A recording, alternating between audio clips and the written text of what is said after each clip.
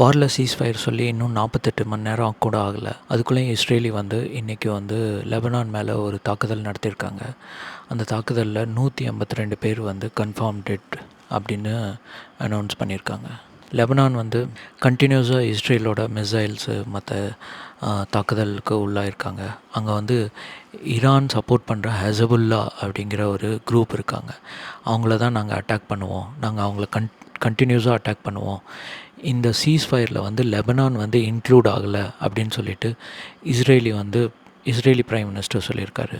ஆனால் ஈரான் என்ன சொன்னாங்கன்னா, நீங்கள் வந்து இந்த சீஸ்ஃபயரில் வந்து லெபனானும் இன்க்ளூட் ஆகிருக்கு, இஸ்ரேல் வந்து கண்டிப்பாக இதை ஸ்டாப் பண்ணோம் அப்படின்னு சொல்லியிருந்தாங்க.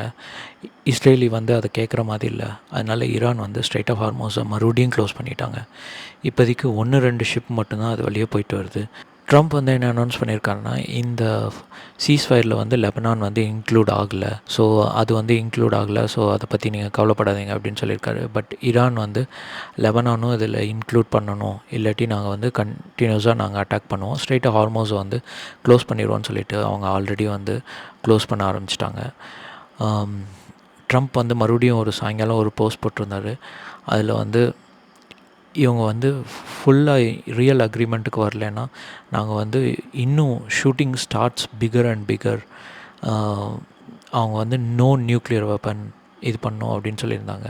ஏர்லியர் வந்து ஈரான் வந்து ஒரு 10 பாயிண்ட்ஸ் அக்ரிமெண்ட் யூஎஸ்க்கு கொடுத்துருந்தாங்க. அந்த 10 பாயிண்ட்ஸ் அக்ரிமெண்ட்ஸில் யுரேனியம் என்ரிச்மெண்ட் பண்ணுறத ஸ்டாப் பண்ண மாட்டோம், இது வந்து எங்களோட ரைட் இது அப்படின்னு சொல்லிட்டு கேட்டிருந்தாங்க. அந்த யுரேனியம் என்ரிச் பண்ணுறது மூலமாக தான் அவங்களுக்கு கரண்ட்டு மற்ற எல்லாமே வந்து இது பண்ணுறோம், அந்த பர்பஸ்க்காக நாங்கள் பண்ணுவோம் அப்படின்னு சொல்லிட்டு இது பண்ணியிருந்தாங்க. யூஎஸ் வந்து அதை கட் ரைட்டாக வந்து ரிஜெக்ட் பண்ணியிருந்தாங்க.